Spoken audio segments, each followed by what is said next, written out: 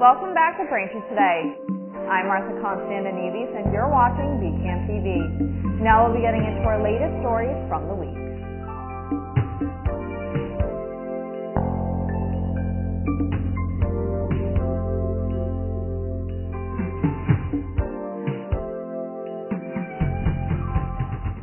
Welcome back to Braintree Today. I'm Martha Konstandinidis and you're watching BCAM TV. Now we'll be getting into our latest stories from the week. The United Nations has accused Israeli troops of killing 15 medics and aid workers from the Red Crescent and other relief groups and then burying them in a mass grave in Gaza. The aid workers and their ambulances were found Monday in a hastily dug grave, which was apparently plowed over by bulldozers, the UN said. The Israeli military said troops fired on the emergency vehicles after they began advancing suspiciously towards them. Israeli officials initially said Israel Defense Forces soldiers had killed Hamas fighters in the attack, but none of the bodies recovered from the site appeared to be armed terrorists, according to the UN and Red Crescent. The Palestinian Red Crescent Society, which has previously been responsible for collecting freed hostages from Hamas and delivering them to Israel, accused the IDF of killing the medics in cold blood. The Trump administration is in talks with other countries about taking illegal immigrants that are being deported from the U.S., according to officials familiar with the matter. These are illegal immigrants whose home countries are slow to take them back or simply refuse. Their desired model builds on a one-time deal the administration struck with Panama in February, under which they sent a plane load of over 100 migrants, mostly from the Middle East, to the Central American nation. Panama then detained the migrants and worked to send them to their home countries. The officials are in conversations with countries in Africa, Asia, and Eastern Europe. What happens next to the migrants would depend on the specific host nation. Among the countries the U.S. has asked to take the deportees are Libya, Rwanda, Benin, Eswatini, Moldova, Mongolia, and Kosovo. The U.S. is hoping these nations will agree to the administration's request, perhaps in exchange for financial arrangements or the political benefit of helping President Trump accomplish one of his top domestic promises. A Maryland man mistakenly deported to a dangerous prison in El Salvador is at the center of growing outrage after the Trump administration admitted his removal was an administrative error. 29-year-old Kilmar Abrego Garcia was granted protection from deportation in 2019 after an immigration judge found he would likely face persecution by gangs in his native country. Despite this, he was arrested on March 12th with his autistic son in the car and deported, leaving his family devastated. The administration has refused to seek Abrego Garcia's return, alleging unproven ties to MS-13, which his family and attorneys deny. Maryland Governor Wes Moore called the situation outrageous, urging federal officials to correct the error and honor due process. Democratic governors and attorneys general from 23 states and Washington, D.C. are suing the U.S. Department of Health and Human Services and Secretary Robert F. Kennedy Jr. over the rollback of $12 billion in public health funding. The lawsuit seeks to block the cuts, which includes $11.4 billion from the CDC and $1 billion from the Substance Abuse and Mental Health Services Administration. The states argue the funds were intended for long-term public and behavioral health services, not just pandemic response. HHS defends the move, saying the pandemic is over and funds will be redirected to chronic disease under President Trump's Make America Healthy Again initiative. Critics say the cuts could severely impact addiction treatment, mental health care, and hospitals. The National Highway Traffic Safety Administration has issued multiple recalls affecting over 46,000 vehicles, and notices were released last week. Ford is recalling 37,000 Certain Escape, Bronco Sport, and Explorer models due to the previous recall. Repairs that may have been done incorrectly, like fuel injector cracks and potential rear axle bolt fractures. Dealers will update the vehicle's powertrain control module software free of charge, with owner notification letters expected to be sent April 24th. Volvo is also recalling over 7,000 plug-in hybrid vehicles due to high-voltage battery short-circuit risks. Owners are advised not to charge their vehicles until repairs are completed. Nissan North America recalled 1,430 vehicles, including 2025 Murano, Pathfinder, and Infiniti QX60 models, over weak front brake calipers. All repairs will be done free of charge, and owners will be notified by mail in May. Vehicle owners can check their VIN at nhtsa.gov to see if their car is affected. Thanks for watching Braintree Today. We'll be right back with more after the break. Hi, I'm Tom Lyons, a retired captain from the Quincy Fire Department and the author of the book Fighting Fire, A Proactive Approach. Cooking is the leading cause of home fires. Unattended cooking is the leading cause of these fires and related deaths. Therefore, keep a close eye on your cooking. If you must leave the kitchen, bring a utensil with you as a reminder of your efforts. Set a timer for food taking longer to cook. Turn pot handles towards the back of the stove. Keep a lid nearby when cooking. If a small grease fire starts, slide the lid over the pan and shut off the burner. You can take an active role in your safety. Cooking safety starts with you. Welcome back. The Braintree Water Department is now offering a consumer water portal to empower residents to monitor and manage water consumption from any device with internet access at any time or day. The Consumer Water Portal will help easily view and manage your water usage, monitor multiple properties from one account, set out-of-town alerts to monitor consumption and detect potential leaks, and create water threshold alerts to set a water budget, help save water, and eliminate bill surprises. You can sign up through the Water Department by calling them at 781-794-8097. The town of Braintree will host a rabies vaccination clinic on Saturday, May 3rd from 10 a.m. to noon in the parking lot of Braintree Town Hall. Dr. Joseph Cosman will be on site administering vaccinations at a cost of $15 per dog. To be eligible, dogs must have had a rabies vaccination within the last 3 years, and owners must bring their current rabies certificate. Town officials also remind residents that all dogs must be licensed by June 30th, with the licensing period running from April 1st to the deadline. The Braintree Senior Center is offering a full slate of weekly programs and special events for residents 60 years and older. Weekly offerings include spa day by appointment, daily fitness classes, game day on Tuesdays, the Asian Outreach Group on Wednesdays, and movie days on Fridays. Special one-day events this week include cornhole teams on Monday, April 7th at 1 p.m., a puzzle competition on Wednesday, April 9th at 1:30 p.m., and bingo on Wednesday, April 16th at 1 p.m. All programs take place at the Braintree Senior Center, and you can call them to sign up at 781-848-1963. The Nature Conservatory is hosting the Living Shorelines Training Workshop and Site Visit at Watson Municipal Park and the Four Rivers site on April 2nd. The event was hosted at the Braintree Yacht Club and features expert-led presentations and a site walk that focused on coastal protection, green infrastructure, and climate adaptation strategies. Attendees had the opportunity to engage with experts during a guided visit to observe the practical application of nature-based solutions. For more information on the event, you can visit braintreema.gov.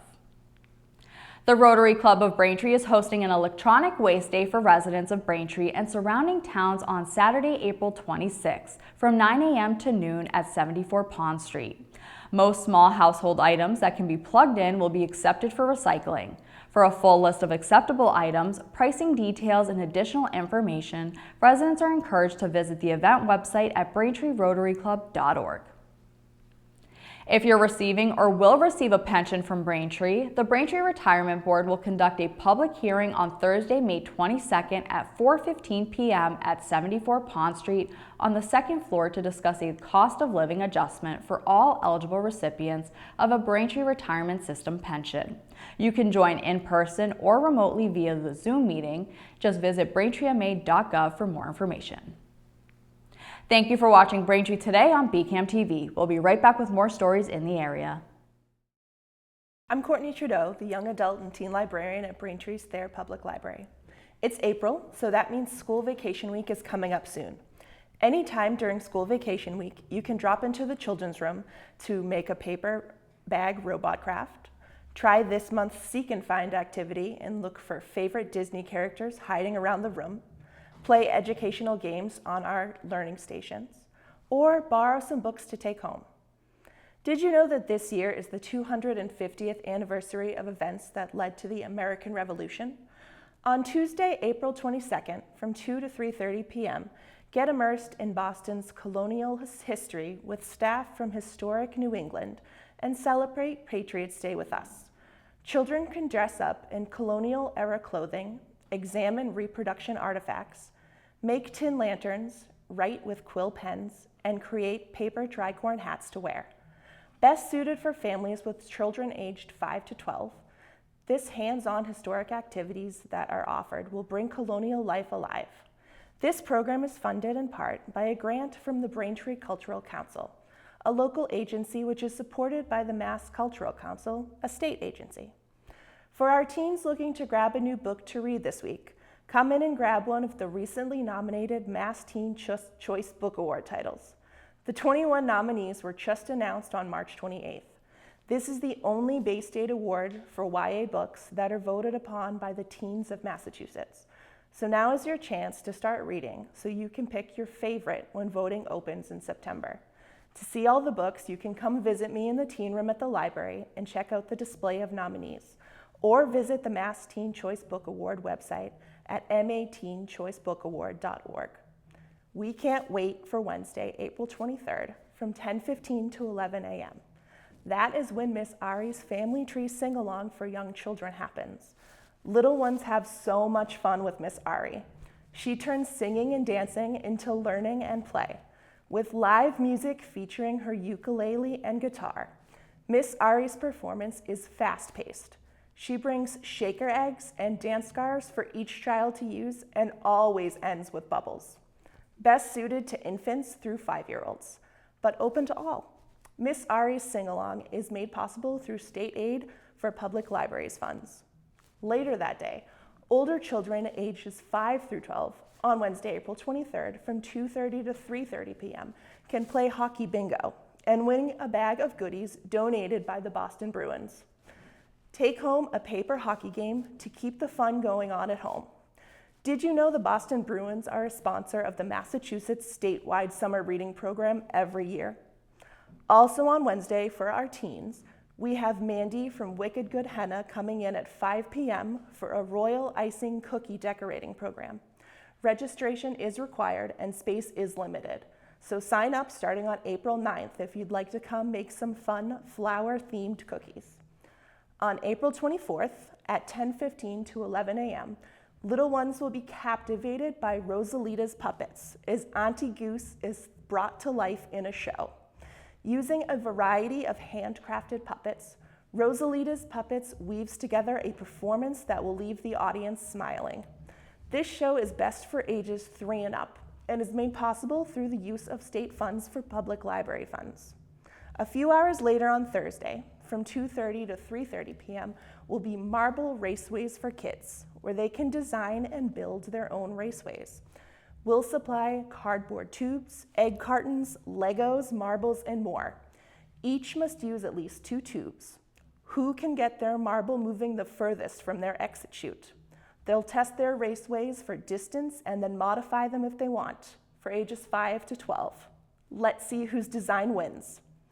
On Friday, April 25th, the Children's Room offers family board games and drop-in play from 10 to 12 noon. During school vacation week, the library will be closed on Monday, April 21st for Patriots' Day. After that, we will be open regular hours. Tuesday through Thursday, 9 a.m. to 9 p.m., Friday and Saturday, 9 a.m. to 5 p.m. For complete information on any event, see fairpubliclibrary.org or call us at 781-848-0405. Welcome back to Braintree Today. Now let's get right into more stories. A box truck crashed into a building in Boston's Chinatown neighborhood Tuesday afternoon, injuring 6 people and prompting a major emergency response. The crash happened around 12:45 p.m. near Nealon Street and Harrison Avenue, not far from downtown Crossing. Surveillance video showed the truck speeding down the street moments before the impact, though the collision itself was not captured. 4 people were hospitalized, including 2 in critical condition, one of whom was later upgraded. Boston Police Commissioner Michael Cox said the crash appears to be a tragic accident, not an intentional act. The driver, who was trapped in the cab and extricated by firefighters, was among those critically injured but later improved. Mayor Michelle Wu said building inspectors will assess the structure's damage. Streets in the area were temporarily shut down and reopened Tuesday night after the truck was removed. A Weymouth man is facing charges after allegedly threatening grocery store employees with a knife following a shoplifting incident Monday night. Police say 58-year-old Brian Pettiford is charged with armed robbery and shoplifting by concealment after loss prevention staff at the Stop and Shop on Middle Street confronted him around 9:30 p.m.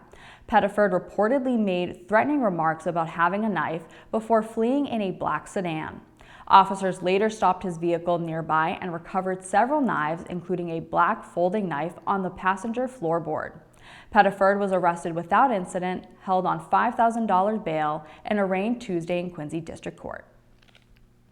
The MBTA is expanding and improving its Winthrop and Quincy ferry service for the upcoming season, including doubling weekday trips, introducing direct routes to Boston, and cutting travel time by up to 30 minutes.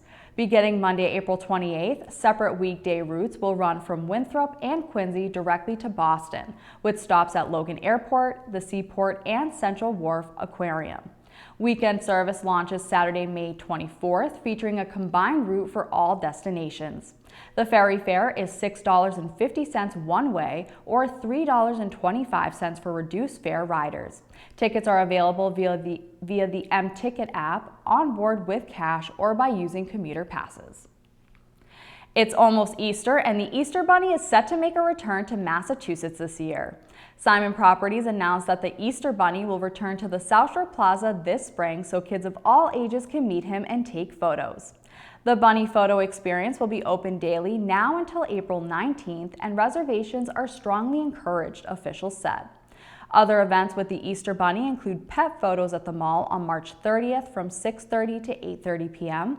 A Caring Bunny event is scheduled on April 6th from 8:30 to 10:30 a.m. And finally, baby's first Easter photos with the bunny are scheduled for April 9th and April 16th from 11 a.m. to noon.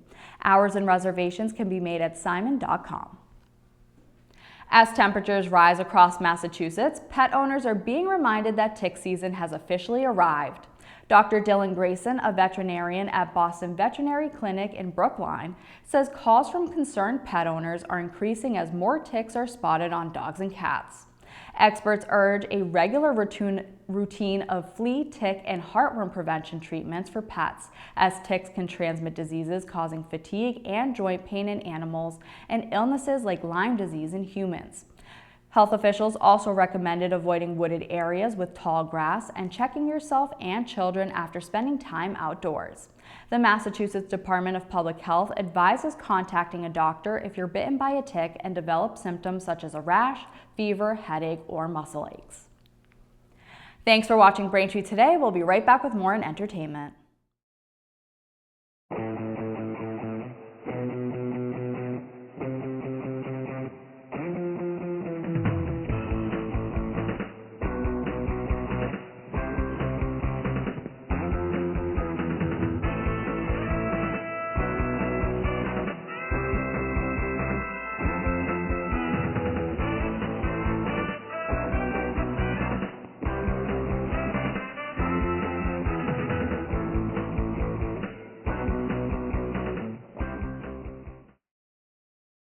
Welcome back to Braintree Today. Before we get into our movie recommendations, here's some entertainment news.